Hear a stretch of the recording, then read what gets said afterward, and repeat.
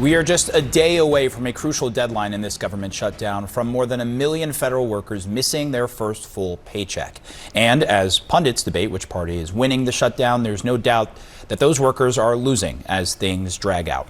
I want to bring in pollster and communication strategist Frank Lutz, who joins us now. Good to see you, Frank. Look, you work in polls, you work in people and data. I wonder, look, we are in day 23 of this. What do you think will bring the most change? Is it members taking action, or essentially waiting for public opinion to weigh more on one side or the other? How do you see this? I've been mulling this over for the last 48 hours, trying to figure out how best to respond to you. I want to give you the answer that most Americans would give you. I want to be accurate about this and impactful about this. No side is winning. I want to be clear about what I'm saying here. No side is winning the shutdown because everyone is being punished for it, even if you don't feel it.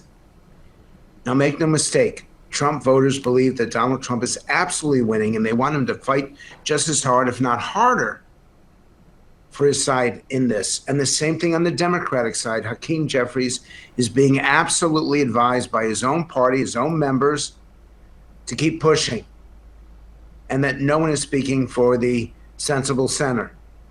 No one is speaking in terms of common sense, that this is not a good look or presentation for the federal government. The idea that we can't get along with each other, that we can't talk to each other, sit in the same room at the same time and give, because if we just give enough, everybody receives. And if we give nothing, nobody gets anything. And that's what the polling shows. But make no mistake, Trump voters love what Donald Trump is doing, and Democratic voters love what Hakeem Jeffries and, to a lesser extent, the Senate leader are doing. And that's why we're in the situation that we're in right now. And, you know, some Democrats might be looking, you know, at the Reuters Ipsos poll from last week. 50 to 43% Americans blame congressional Republicans more. There's a CNBC poll a little bit prior to that, about 2 weeks ago at this point. 53 to 37% blaming Republicans versus Democrats more. But as you sort of lay out to me, those margins don't necessarily get to what the larger issue is right now. That even if Republicans do control the House, Senate, and White House, and maybe if that messaging or optics is breaking through a little bit more than the other, that doesn't solve what has sort of gotten us to 23 days of this. We're going to have the longest shutdown in American history. The first shutdown of this only goes back to 1981. You and I were, I don't know if you were, I was alive then. I remember it. It's not a part of major history. This is something that's relatively modern. But the shutdowns are getting longer and more vicious and more divisive, as all of American politics is. And that we have two separate narratives going on right now, which do not in any way overlap the other. I get it that Democrats think be tougher with Donald Trump, continue to hold these kings, no kings rallies, continue to stand up to the things that he's saying and doing. That is the Democratic narrative, and that is supported by a majority of Democrats, progressives, people on the left.